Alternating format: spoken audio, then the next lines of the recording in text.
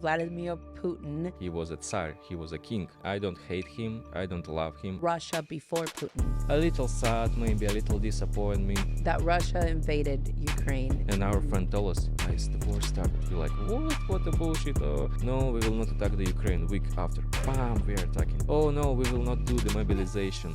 Couple of months after, yeah, mobilization. That he is willing to stop the war. I believe in this story. Welcome everyone to another episode of Airdnd. Everyone is talking right now about the Tucker Carlson interview with President Vladimir Putin that aired yesterday. And I think it was important after that interview aired, that's all everybody seems to be talking right now, is to talk to our friend Nick. So Nick here, he is from Russia, and he actually is he's one of our creative directors. He's our graphic designer, video editor. I mean, he does a little bit of everything. He's also one of the co-producers here of the podcast. And Nick has been with us for a couple of months. We've gotten to know him and his lovely wife.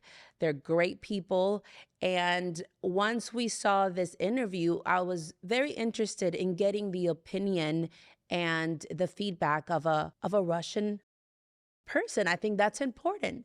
So thank you so much, Nick, for doing this with us. So you usually are behind the cameras. Today, you're in front of the camera. You're sitting in that chair and you get to talk about your experience and your feedback on this interview that aired yesterday. So let's start with that. So first off, like, where were you born in Russia? And give us a little bit of your background. Yeah, thanks for the credit. Yeah, I was born in the city called Perm. Nobody knows, of course, about the city, but it's a million people population there. It's more like industrial city. It's located in the middle part, so it's called like Ural region. Ural Mountains. There are a lot of factories that, for example, get platinum. A lot of Boeing planes also use this. About 70% of Boeing planes also use this platinum from my hometown. And yeah, I mean, very short, briefly, that's where I was born. Nice. And how long did you come to the United States? Like, when did you? Oh, I'm here since May 2023, so more than 6 months already. Nice. Okay. Do you like it here? Yeah. I mean, it's my 6th time here, so nice. I like it here. I know we've talked and you've mentioned how different things are, right? We were talking about Russia and how easy it is over there and affordable it is to go out to eat. And things that here is cheaper, over there is expensive. And then the things that are more expensive here, over there are a little bit more. Yeah. We discussed with you this point that just by experiencing living in different parts of the world, I also was living in Turkey, I visited different countries, and lifestyle is not really changing so linear, like, oh, they're poor and they're rich. No, it's like different lifestyle, different kind of set of tools that you have. Here in the United States, the labor costs a lot, so you really kind of value the human touch to produce any kind of service. And in Russia, for example, labor cost is much lower, but at the same time is the cost of life is much lower. So that gives you the fact that you, by, for example, earning some amount, like average amount of money, you easily can afford anyway go into some restaurants, because all these waiters, chiefs are, less, even groceries less expensive, right? You can go to some, massage, barbershop, spa, use the taxi, so it's kind of common things. But at the same time, if you want to buy a car, it's very expensive. If you want to buy some electronics, dishwasher, new fridge, it's kind of, expensive things. Here, the opposite. You can easily afford yourself like a new pair of Jordans, cool. You can buy a car, and you need to buy a car really fast, but at the same time, going to to any kind of human provided service, like even riding a taxi is expensive. Going to Well, you told me you bought your apartment over there. How much did you pay for that apartment? I mean, that's controversial also, question for the US people. So yeah, of course, the cost of for the property is very different. So I'm not from Moscow or St. Petersburg, that like fancy cities, like rich cities, and I'm from like regular city. So I know city center, 1-bedroom apartment. I don't know how many square feet because I get used to meters. But anyway, it's like 60,000 with current exchange rate would be yes. 60,000. In a new building, new freshly new apartment, all this stuff. You can buy with $60,000. You can buy a brand new apartment over there. Yes, I mean you can buy like old kind of old apartment, maybe 1 or 2 bedrooms. It would be like 30, maybe 40,000.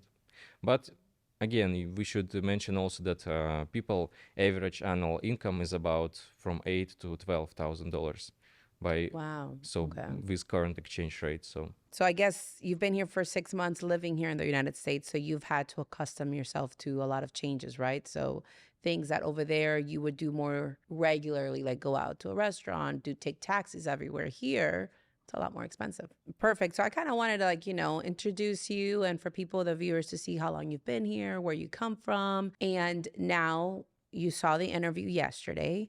And I want to talk about that now. What was your take on it? But before going and diving into that, I want to ask you this question and give me your honest opinion if you can.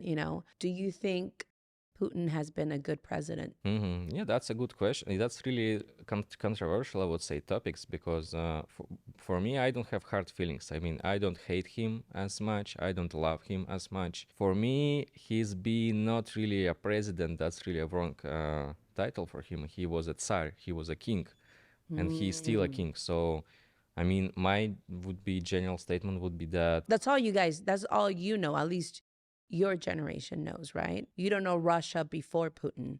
Yes, absolutely. I was born So with that's all Putin. you know, right? I was born with Putin. I was living with Putin the whole my life. And since we were growing, going to school, we kind of facing the reality, right? Learning how to live in this world. And for us, it was kind of a little sad, maybe a little disappointing when we were going through, school times. But we kind of all realized that this guy kind of, he's not going anywhere. Yes, so yes, he either will be you here. love him or hate him, regardless. Yes, learn yes. to. There is no options. There, it's the only you have. Interesting. So, I mean, you don't have any feelings of dislike or like. You just. I mean, it depends on the situation. Now I'm here and I don't really, I mean, I already saw too much things and I know it's all stages, I would say. So, of course, you can be on the statement of being like blind follower and like, okay, I love him, I like his image, like he's a strong man riding a horse, So that's like first level of understanding, I'm just have a leader and I like him. Or, I don't know, for what reason I don't like him. Second level, you start to, dig deeper, like, hey, why there is no other people? Oh, they accidentally died or in jail or for some reason. Hey, Russia hasn't had an election in I don't know how long. No, so they have it's elections, but it's like. Yeah, but like you said, those opponents seem to just end up in jail or just end up in a ditch somewhere. Yeah, I mean, at first, of course, it's kind of disappointing when you're facing all these facts, facing all this propaganda. But then, I mean, I'm at this stage where you're realizing that, okay, if you don't have your inner inside the country propaganda, you will just eat somebody else propaganda. So, I mean, that's really competency between different countries. Yeah. I was surprised to kind of see the approval rating that he has in his country it's pretty good. Most people like him. Yeah, I think nowadays that's really true. Yes, I guess they see him as a big authority figure in the, interesting. And then you mentioned your wife. She does have strong feelings of dislike towards Putin. So, I mean, hopefully we'll get to talk to her soon, but how does that work? I mean, you don't care, right? It doesn't hurt you. You don't like him. You don't dislike him either. He's just there. That's all you've known since you've been born. Putin's been in power. I'd be interested to know why she feels so strongly now on, yes, I don't like this this man, wonder what her reasons are to completely dislike him. Mm-hmm. Yeah, I can explain briefly, but definitely we will record maybe a podcast with her and she will describe her, statement more clearly. But briefly, I can understand this feeling. So this feeling is like when you live anyway with this little disappointment or sadness that, you don't have really options. You understand that it's all a lie. Because for me, it would be much more clear if this guy will just say, hey guys, I'm not a president. We don't have elections. I'm your king. I will be here until I'm die. These my friends, they will be rich. Just guys get used to it and let's live like that. I'm telling you, that's the best options for you. And we will say, okay, no problem. But you're just eating all this, fake. So what you're saying is they play with your emotions. They say we're going to have an election. You're going to have choices, but in the reality is you don't have a choice. Yeah, it's just the mechanism to kind of. You don't have a choice, and I guess what you're saying is she's coming from a point of, she's been disappointed that every time she feels like she has the power to choose. Yeah, right? I mean, yeah, if It's not really. if you It's not doesn't real. yeah, if you doesn't like something, I mean, yeah, you can't do anything without with this. And I mean, it's on the background. So until there is no huge crisis, until there's your life is good, I mean, you can live with that. There's no problem, right? So it was always your hemisphere there. So I mean, it works. The culture things work like that. So the politics say, okay, guys, we don't touch you. You don't touch us, and we are okay. And everybody lives like that. Okay, we don't care about your stuff. Do your stuff. We live our lives. You don't really get really too much involved in our lives.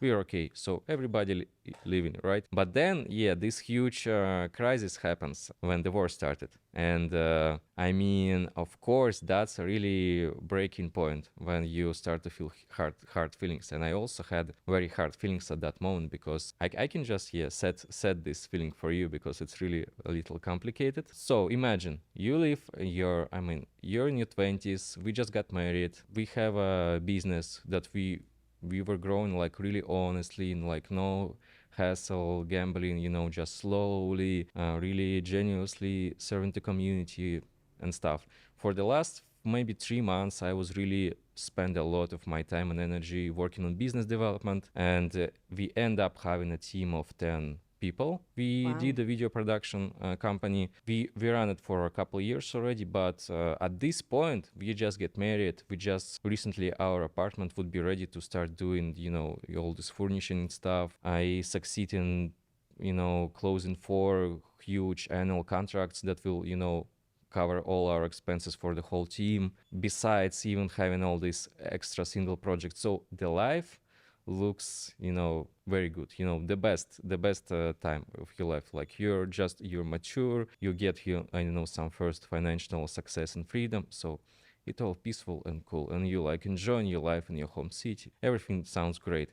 And then we just were, skiing. We love to ski. We were in mountains. It was 22nd February. Yes, it was February 2022. Yeah, so that day we were skiing. I was skiing the whole day, and then we just went to the cafe at the evening time, and everybody were, tied to the phones. The atmosphere was really tense, and we're like, what's going on? And our friend told us, guys, the war started. We're like, what a bullshit. Oh, I don't believe all this media is, just, Right. blowing a thing of some, as usual, don't care about that. And then, of course, for the next couple of days, we see that no, that's real reality. And That Russia invaded Ukraine yes. and started now a war. Yes, and imagine that. I mean, we really, as a Russian people, we really received a huge informational bomb of, all the social medias like Instagram, Facebook, influencers start to post, oh, you're the evil guys. Oh, Yeah. you're killing the civilians. Oh,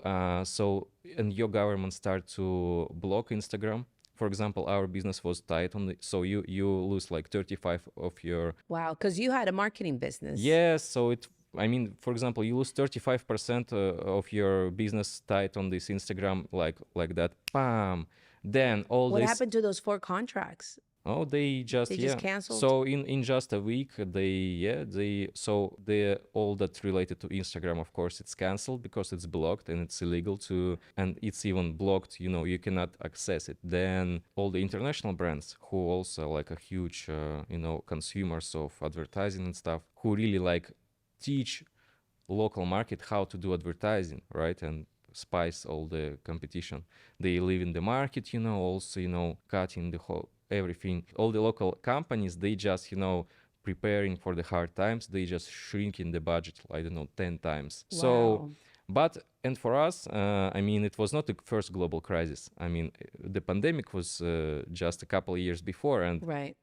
the pandemic was our first global crisis that we faced in our life. And at that time, we really believed that, okay, we just need to calm down, we just need to wait, you know. So we that time chose the strategy to just to wait until the things Right. will, and that was a losing strategy. So we kind of lost a lot, just, you know, waiting for several months. At that time, of course, in US, people got, you know, paychecks, you know, some support from the government, During food. COVID, right? Yes, during COVID, some food, whatever. In Russia, they kind of say in the news, like, yeah, we will give you some business credits with no interest. Yes, we will give you some very small amount of money. But in the reality, it was That always was a never, lie. Yes, that never happens. yes, it was all, you know, bullshit. So it was like, you know, disappointment was settled down, like you see how other countries manage this, how your country. And in our COVID time, it was like if you go out from your home, you get a fee, get a lot of punishments. So just to recap, here you are, recently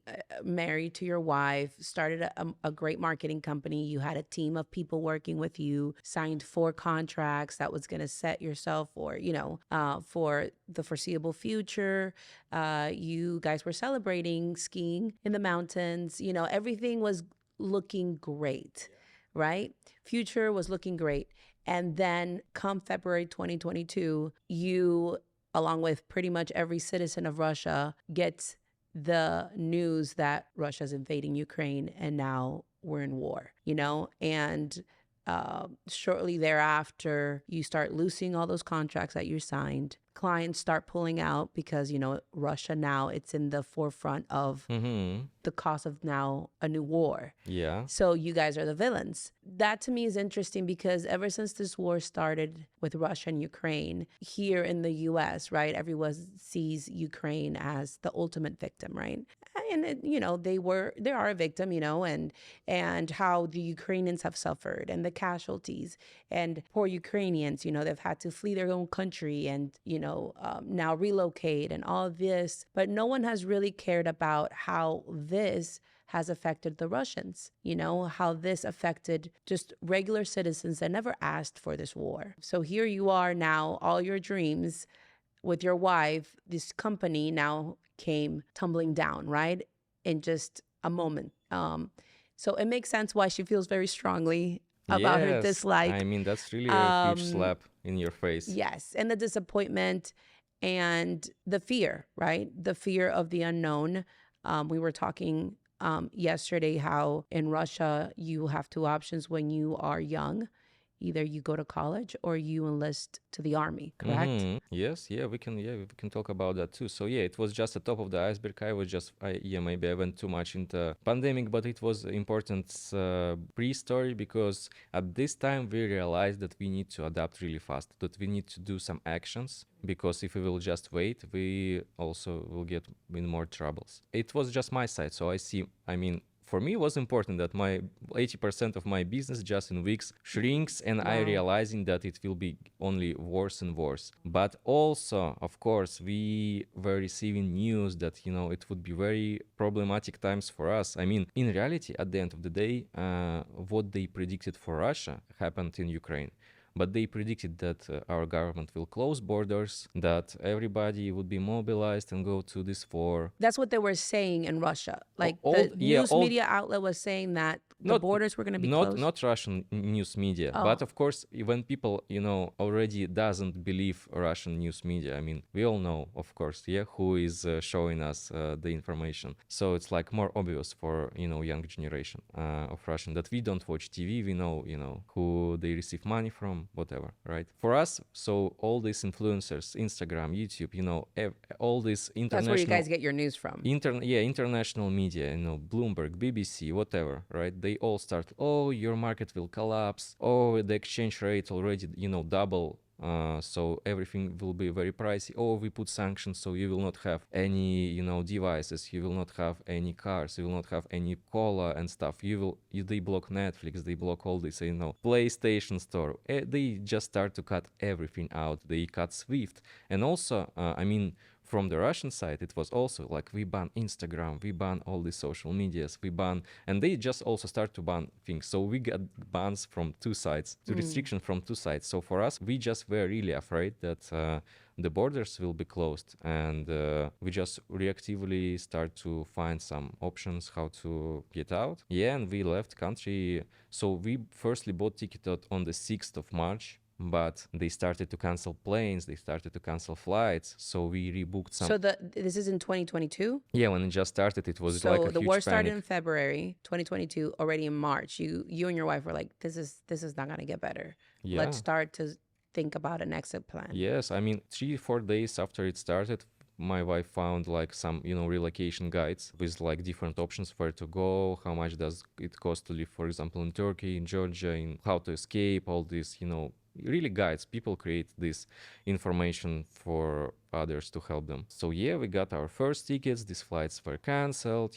They stopped selling the foreign currencies. So we were just very fast, very in time, fastly, convert all our money to dollars, to Turkish liras, cash it out, just a day after, they stop giving you your dollars from your bank accounts to prevent this panic. Wait, did they freeze your bank account? Yes, not really bank accounts, but you cannot withdraw cash, Oh, dollars. they put a limit on how much cash you can withdraw from your own Yes, bank account. yes, and at the very beginning, the limit was like 0, and then they, started to slowly increase the limit. Start to do the 20% commission if you convert to your rubles to dollars, just to but at the end of the To day, limit how many people were, getting out of the country. yes, because it was a huge panic, and but at the end of the day, today you can look back and realize that they saved the economic from collapse with these severe methods. But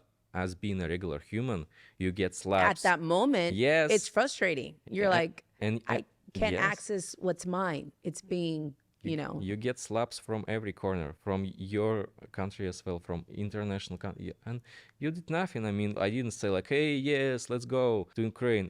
He was telling in the TV like, "No, we will not go. We will not attack you. We are friends." And then one day, bam, and all his TV speeches was like, "No, we will not attack the Ukraine." Week after, bam, we are attacking.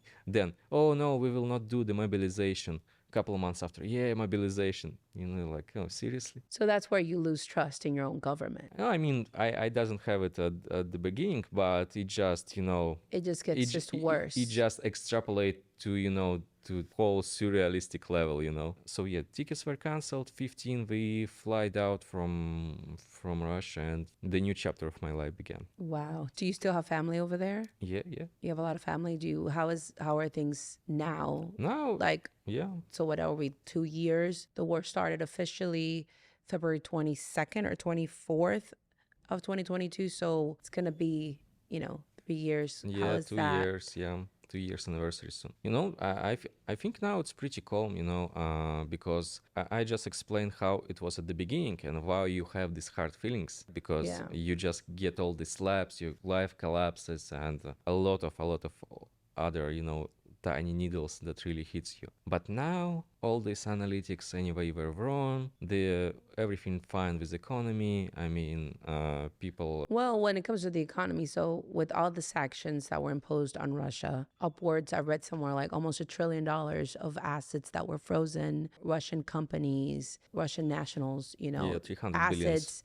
Were frozen. All these sanctions, like Russia's GDP has dropped significantly since the war started in 2022, and it continues to decline. So obviously, this has been such an incredible blow economically for the country. Putin seemed to be open to negotiations from his interview with Tucker yesterday. He seemed to be open to negotiate and to come to a amicable resolution. Do you believe that? Or do you believe he was just, trying to change the narrative that the whole world has of him? Yeah, I see. No, about negotiation, I definitely believe in this. I believe because they really have this, all the agreements that he told about in Istanbul. They really had something, some agreement to stop the war. But as was mentioned, yeah, I believe in this story that, that he is willing to stop the war and come up with a resolution and everything stops? Yes, I think it's just the terms of conditions. I mean, at the very beginning, it was like looks like the Russian side is losing. Ukrainian was like, yeah, the victory is close. We get support. Everybody on our side, they're evil. So of course their negotiation position was like higher. These guys, they like, okay, take my AK-47. We need to do some dirty job and then go back to the Who is stable this again. guy? I mean Russians. Russians, okay. Like they like let's show them what we can. They did this mobilization. They fight back. This situation not so hard. So you see there is nothing really crazy things. I mean they fix this war line. So it's not Ukraine invading the Russia or Russia Ukraine. They are just staying on the same territory and like pam we are fighting. Right. But there's been actually no advance when it comes to territory, right? Of how much there hasn't been no like movement there. Yeah, I mean at the beginning of course it was like drastically one side, another side, one side, Now another it's side. like however, the United States seem to always find an excuse of why we're sending more funding over. And Putin actually mentioned that in his interview with Tucker yesterday, inciting to the idea that the United States is the reason why this war with Ukraine is still happening. Because of our funding, we continue to fund the war. What is your take on that statement? I have the best take on that because I was this guy who honestly believe I also wore these pink glasses. I honestly believe yes, okay, they are evil and these guys are good, right? And from my perspective, let's look at this. If these guys look good, right, they supporting people. So what was happening? The war started, and they, to help Ukraine, they said, we are helping Ukraine, so Ukrainians can travel to our countries without visas, right? And they will get support, they will get, job authorization, we will help them do some, money donation. So they really say, we open doors, Ukrainians, you can go to Europe, you can go to US, Canada, you can go to all these countries, right? We will support you. And that's real situation. So what believed naively? That we will leave the country, we will kind of set our position like, yeah, we're against war, do all the statements, all the proofs. And after some times, they will realize, oh, actually, these people also are suffering and we need to somehow support them too. But what was really happened is the opposite. They started, especially in Europe, they went crazy against Russians. So they start to, ban, again, freeze assets of regular people. So you're saying that Russians that left Russia, now they're in Europe countries, started now also getting attacked, right? By getting their assets frozen and getting discriminated on just for the simple fact of being Russian. Yes, that's absolutely. So, I mean, a lot of European countries just stopped giving Russians even touristic visas. I mean, they just said, if you're Russian, you're not entering my country. You're not getting close to here. Get away from there. So yeah, and also I had once a conversation with one Iranian entrepreneur, and Iran is had a huge, much more experience being under sanctions, and yeah, we were discussing the same thing, that yes, if you, for example, Iranians trying to open bank account or buy property in Europe, you will get an answer no, because you're from Iran. So the same stuff was happening to us too. I mean, they don't care. They like, yeah, no, go back to your country, because the plan, as I see today, was that you need to go and do the revolution inside. And that's what we were afraid. We were afraid that, okay, it would be like economic collapse. Then a year after there would be a civil war. So we don't want to be there, because it was happened before in the Russian history that there is this like civil war, revolution. You don't really want to be there, right, in this time. So yeah, we had a lot of reasons why should we, and of course we didn't even touch the inner situation, that Russian government also wasn't like treating you like, oh, you're my citizen. No, they like, it's not a war, it's a special military operation. So internally, Russia wasn't calling this a war, but a special military how many assignment. You know how many people in jail now for just saying in social medias that, oh, that's a war. Oh man, go to jail. Think about your behavior. You think something against. So there's a new laws if you kind of discriminate military forces. If you say something badly about military forces, you get a serious punishment for that. Well, and like you mentioned, those that join the military in Russia, they're not giving an option. Yeah. So the only option they have is either you're in school, you're going to university, Yeah. or you go to the military. There Yeah. is no in between. Yeah, I missed that point. That's true. That didn't answer really on that question. So So again, these are people that they have no choice other than to. of course, no choice. I mean, when we talk about when it already started, you have choices. Either you go to to war, or either you go to jail. And from jail, they also recruit you to war. So at the end, it was a lot of memes in the internet. So that's like the scheme, like also yes or no. This yes or no. Are you gonna go to army? Yes. Okay, you're gonna die. Are you gonna go to army? No. Okay, you're gonna go to jail. You're gonna die. And then at the end, you're still gonna get to the army. Anyway, you're dying at the end, so Yeah. there was no options really. Wow, that is crazy. So, but I mean, as I'm assuming that at the end of the day, the Russians want this war to end. You guys have been discriminated on, treated as the villains for the past 2 years, hurt financially. You want this to end. It seems to be now on the United States court. The ball's on their court, assuming, from when the interview happened yesterday, that's what Putin alluded, that it's on the United States to decide if this war is going to end or not. As a citizen, you're saying that, that's the best thing that you guys could get, right? Just have this end, because it's hurt you, and by you, I mean all the Russians. It has hurt all of you in a great way. It has hurt you all in a very great way. No one has ever talked about, right? Because the focus has always been on the Ukrainians, who have also been hurt so much by this war. But the Russians as well. And I feel like, to be fair, we have to acknowledge that as well. Russians that were never given a choice and were kind of, put in the situation. I don't know. What do you think the future looks like for Russia? Oh, that's interesting. So I would say, yeah, let's talk about a little bit about present, what we see now. Because, Yes. we touched a little bit how it was at the beginning, all this panic, chaos, naive expectations, then facing the reality. But today, almost 2 years, I'm already here in Florida. I'm safe. But are you able to go, but you can't go back, right, to visit your family? I mean, currently, yes, I cannot go back. Yeah, I mean, the whole point of being abroad, that's just a funny, a little, again, surrealistic stuff, that in some foreign country, I have more social rights than in my own country. So and that's the whole paradox that makes you kind of stay here. Whatever restrictions, anyway, you have more freedom than in your own country. So yeah, but anyway, yeah, I cannot just go there, because I will be stuck there. So what we see now, the situation a little settled down. We also get the comfort. A lot of people who moved abroad, 75% of them realize that other countries are not so good as the propaganda told us, and Russia is not so bad as propaganda told us, right? So they came back and started to live their normal lives, and the situation really cooled down, and we started to see, hot topic of Israel-Palestine, of the Middle East conflicts, and everybody like, oh, Ukraine was yesterday. It's not really a big deal for us, right? And as for today, as my view, I think that the whole gambling was on the fact that they will collapse Russian economy, there would be revolution, there would be all this stuff. But at the end of the day, unfortunately for the people who bank against Russia, we have this superpower that the harder you hit these people, the stronger they became. So like anti-fragile. What do you mean, like Russians? Yes.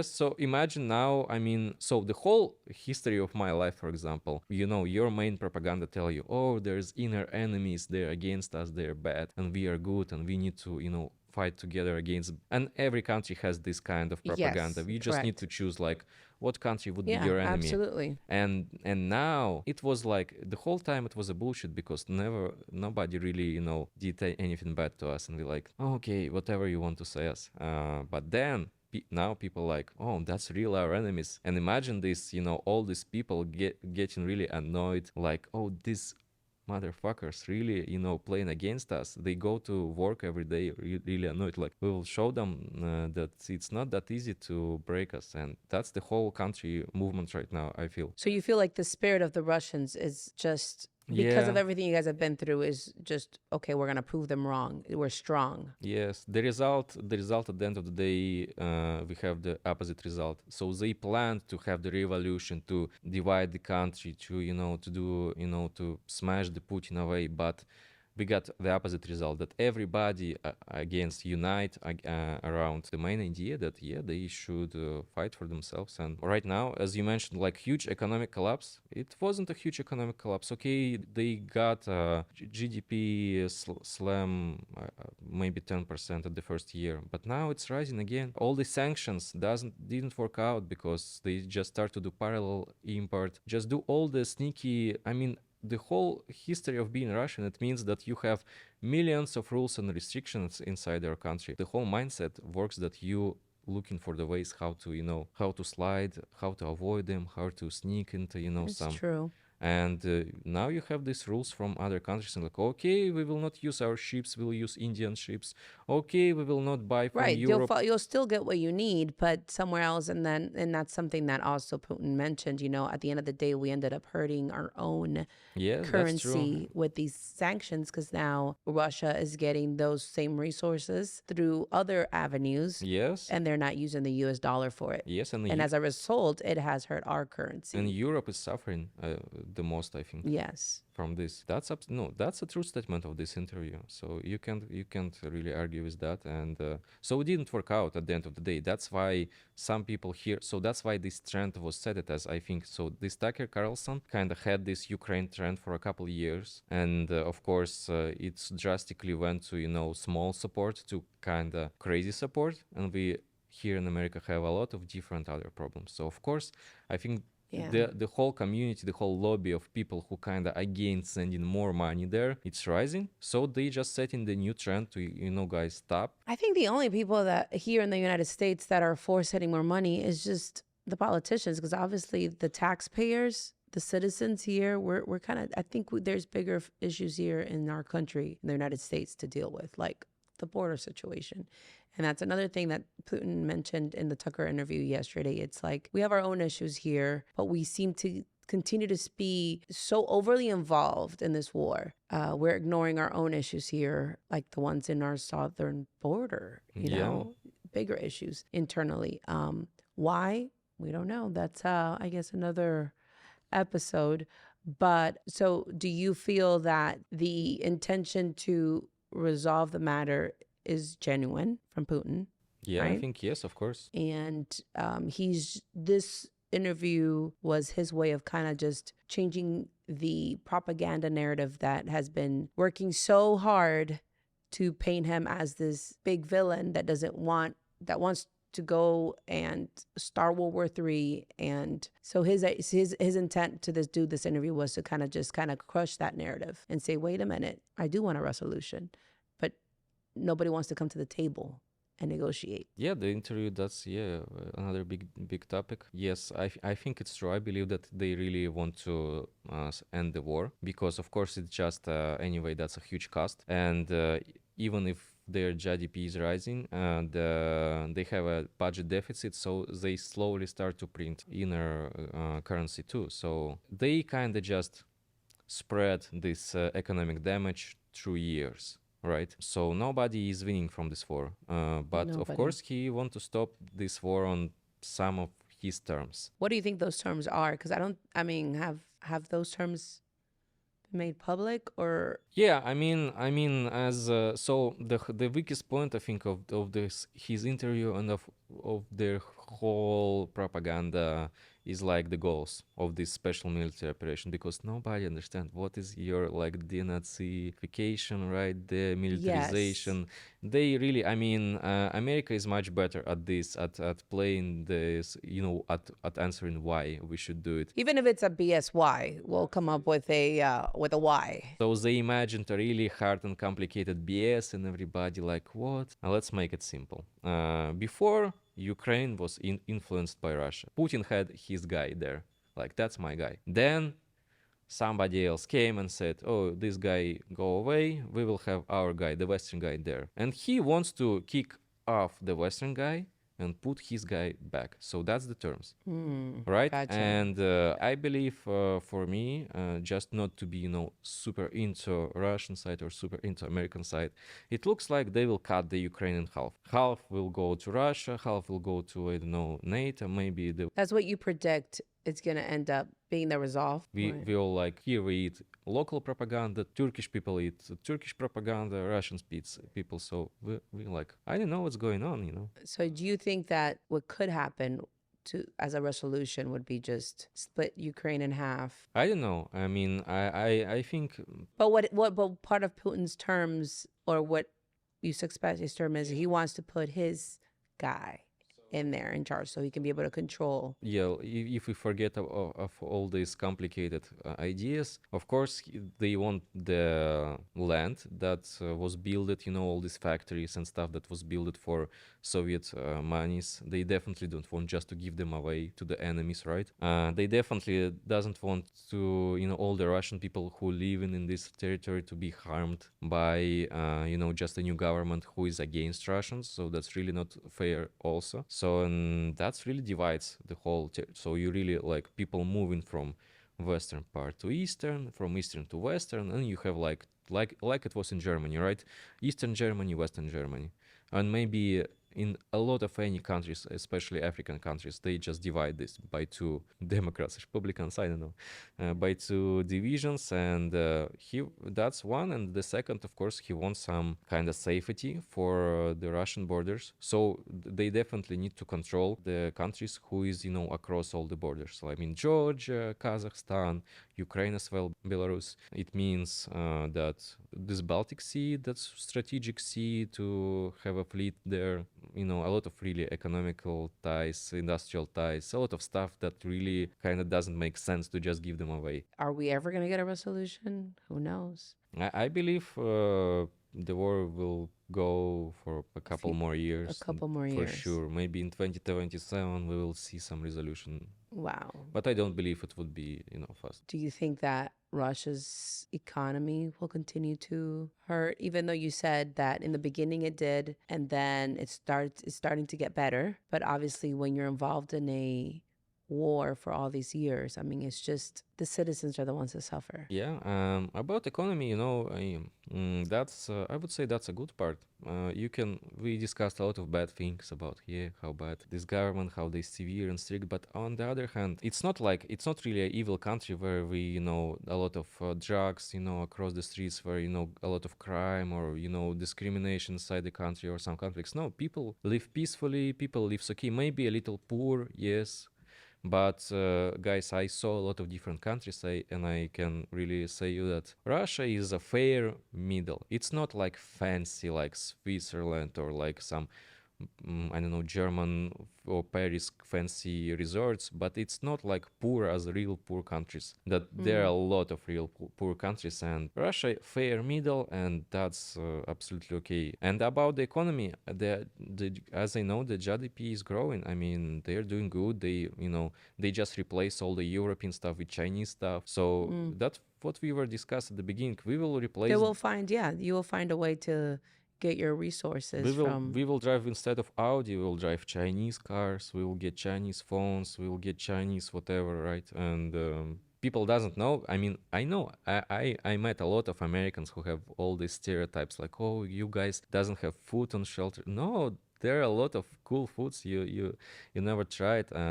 You guys, I don't know, communist guys, it's like a long time ago. It's not a communism. It's But like we said, sometimes we're a product. Our mindset, the way we talk, the way we see things is a product of the propaganda that the country feeds us. Like, for example, here in the United States, that's all that they've been feeding society, about Russia, how evil Russia is, how unfair it is. And like you said, yeah, people have this stereotype that there's no food in Russia. People are starving in the streets, and here you are, you were born and raised in Russia. You have family that still lives there. And you're telling me, no, that's not true. I saw different places too, and I would say all the problems that you have in Russia, you will meet anywhere in the world. That's the most basic, social classes, the gap between social classes. But you can go to a supermarket to go grocery shopping and there's going to be foods in the shelves. Yes, I can say definitely it's not a bad place to live. The worst part is climate. I mean, it's cold. Yeah, it's not so many sun, but according to safety, to just getting basic education, health care, food, it's all okay. You can live with it, and it's pretty good. I mean, You said healthcare. You mentioned that healthcare and education is free. it's not really a super free. It's like, again, another huge controversial topic. But of course, when I faced reality here in the United States with this that all this I just came here, right, with skills and with knowledge. Right. And compare me to regular Americans, I just doesn't have this huge debt. So I see the talking about America, I came here and I see that American dream now is to be debt free, and I'm like, what? I mean, people want to be debt free, and I came here like being their dream guy who has no debt. Who has no debt. But still have skills, and knowledge, and can get just average job without having this huge debt. So a person your age with your level of skill in what you do, right? Digital editing and content creation, all that stuff, and marketing, you got all that skill and all that education for free. And this person here in the United States, same level of education and skill and knowledge, but now they're probably, in debt $250,000 or something, like it's ridiculous. Yes. And that's one of the bad things about the United States. I'm not really a fair example in that case. I mean, I don't have a degree related to what I do. Actually, I'm actually self-taught. Absolutely. But I was studying in good university for free, but I quit it because just as we mentioned, there is a tricky situation, because after school you have two options if you're a man. Either you go to serve in military, either you go to university. So being in this school system, you don't really realize what do you want to do in your life. And here in America, you have maybe this gap year. You can take a break, see the world, try different things, understand what you really want to study, and choose not to go to college if you don't want to. Over there, you don't have that choice. Here, if you get kind of invited to military, they try to buy you, like, we will pay you, we will cover your college, and be like, wow, we want to. Because in Russia, you either go to military and you serve there for a year for free. I mean, you get food and dress, that's all you get. You doesn't get any money, and of course that's not really cool conditions there. You can imagine that. That's all this old, you sleep with 50 other men for a year in a huge, dirty room. I don't know. So it's not really cool. On the other side, you need to go to university. So I was just this guy who believed that if I go to economic university, they will teach me there how to earn money. Then I was disappointed that I study absolutely different things, and the system doesn't allow me to change anything. I mean, if you want to change go to other university, you need to do it through military. All paths end with military. I mean, they always, these guys with AK-47, they are behind your back is like, you better do good marks here. Yeah. All roads lead to military when you're a young man in Russia. Technically, they kind of they postpone your obligation to serve in military while you're studying. And you can study or somehow do other postpones until your age is too high, right? So, but the idea is, if you get this postpone, and if you want to change, for example, your university, your postpone kind of burned, and you need to go to military first, and then you can go to, learn things again. And of course, corruption is also there. So a lot of stuff also in all these systems. But anyway, at least you have these options to, if you are smart, if you just pass in the exams. I mean, you're passing the exams, and for example, university give 100 places for people to study for free, and also 100 paid places for people who just has money and can pay for it. Interesting. Wow. Well, something the United States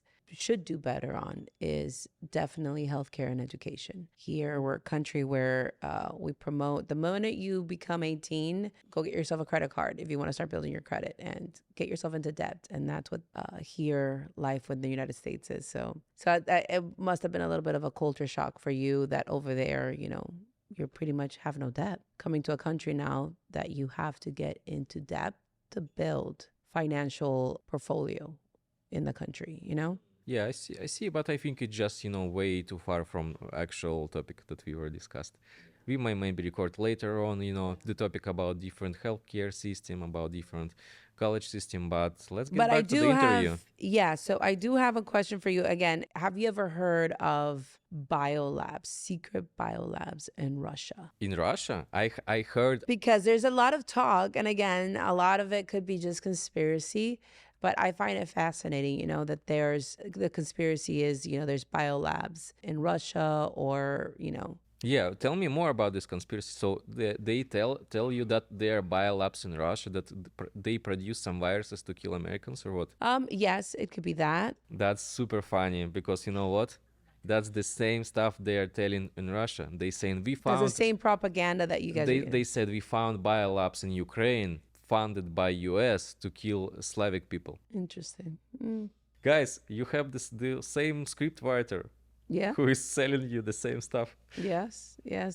It's insane. And I guess as especially this younger generation, with now TikTok and social media, and I don't really see the younger generations looking at the news anymore. It's more the older folk. But thanks to that though, one positive thing about TikTok and all these social media platforms is that you can get unfiltered news, I guess, because you can't really trust the regular news outlets, not even here in the United States. And we've seen that true with previous elections and with the whole political situation right here in the country, that all news media outlets are compromised in the sense that, it's controlled media and you can't really trust what's real or not, So I think that what Tucker Carlson did was very brave to go out there and interview President Putin, because whether you like him or not, whether you agree with him or not, regardless of your feelings about this person, it's fair to hear what they have to say, right?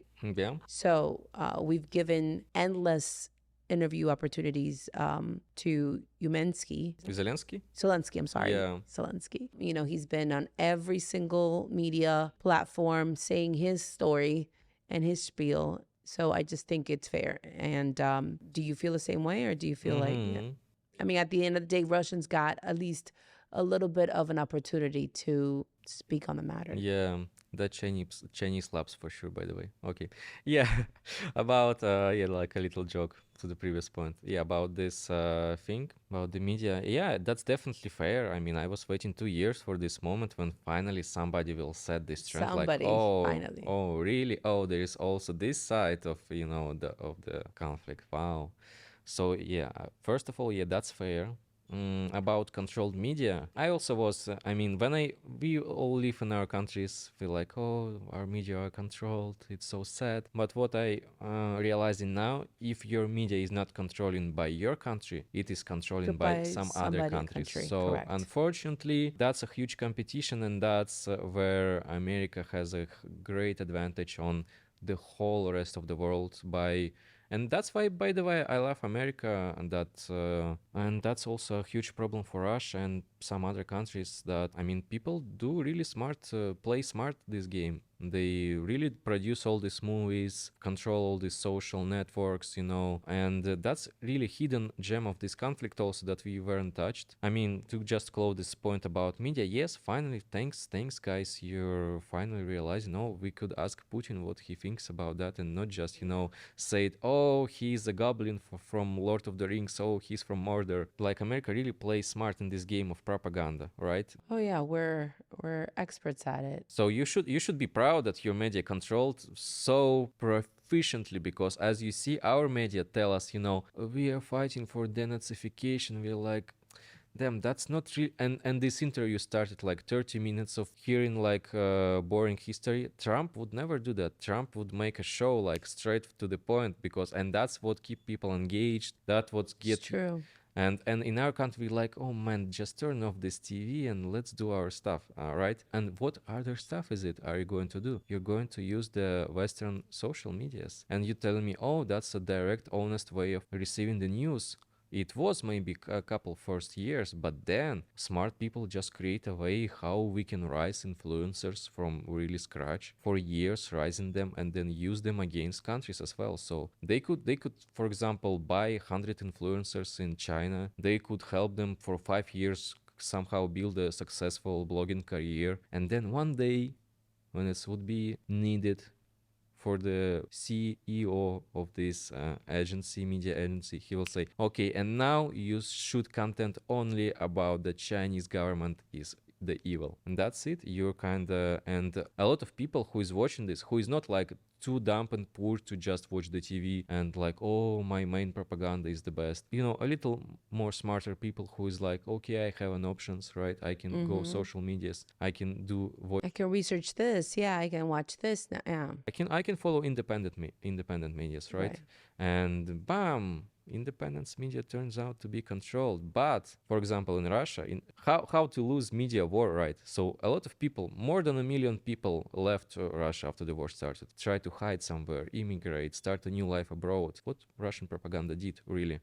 Did they say like, oh, you guys know what, that's you know, honest dialogue? No, they said, oh, this piece of shit who left Russia, never come back, you're assholes, you're traitors, we hate you. That's what official propaganda told you. And you're like, oh, thank you, I wanted to go back right now, but I mean, even if I doesn't want, but they told you like, oh, you traitor piece of shit, go to your west, I don't want to see you. And what Westerns do, they say, oh, the people who could actually make a decision, risky decision to leave the country, who has the skills and money to survive, and English also, like language skills to survive, okay, come to our place. You have no debt, you have skills, you're motivated to work. Welcome. Yeah. Please grow our economy. That's a fun fact about GDPs as well. A lot of Russian, especially IT guys, first year moved to Georgia. That's a small country. That's not a state in the United States. It's also a small country near Russia. Their GDP rose like 15 or 20% the first year just because all this, you know, skilled labor, intelligent people. Yes, intelligent power came to this their state and started to work from there. Open like bank accounts there, the whole, you know, all these businesses, and start to receiving money to Georgia, and they have only 1% tax at that time. Wow. And then boom, economy is rising, and all these snares in Turkey. Oh, it was a crazy time. So and also it's all the 1 million plus Russians that have left yeah, their definitely. country. And of course it wasn't, you know, the poorest and, you know, useless people. It was most, you know, more of the middle class that started to, I would say, yeah, more also of this more like young people who has not so deep ties in the country. And I mean, America plays good in that game, so they kind of, here you appreciate intelligence, you appreciate human touch, labor. There you like, so they're really losing brains, and that's really my, for example, why the whole Putin's administration, it's a huge minus, like huge problem, as they just doesn't care that a lot of people that were raised, educated, you know, get their experience. well, all their younger people have left or are leaving, so they're left with the older folks. So where does the future of Russia really stand?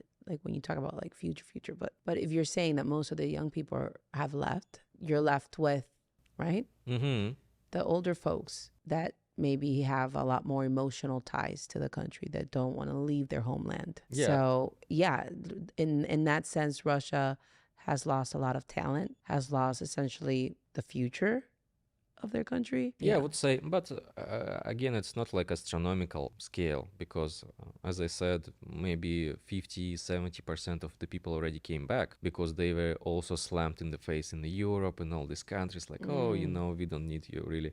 Do you know people that left and then went Of back? course, a lot of people, you know. And how has that been when they come back to the country, and how does that? Yeah, I know a lot of people. Imagine we have this two waves of I call them two great waves of immigration. First wave when the war just started, bam. And the second wave, it was in autumn when they announced mobilization. A bigger amount of people left because they were afraid that they will be, you know, go to military. So imagine we are in even for example in Florida, and but it was in Turkey actually. I experienced that in Turkey. I was living in Turkey for a year, and we have the whole neighborhood filled with Russian and Ukrainians. I mean, they started to open stores for Russians. Russians start to transform this place, open, I don't know, cafes, restaurants that they get used to, start to do, mobile applications with deliveries. They start to change the whole. They faced a really huge crisis in Turkey because the real estate price went, really skyrocketed, just, 5 times, 10 times. And so there were a lot of people who moved, a lot of people. But I mean, maybe not all of them are so stubborn, for example, as we are, not so goal oriented, or they were just motivated only by fear. So after some time, they maybe lost some money. They see the world like, at home is better. I miss my mom, whatever, right? And the situation cooled down.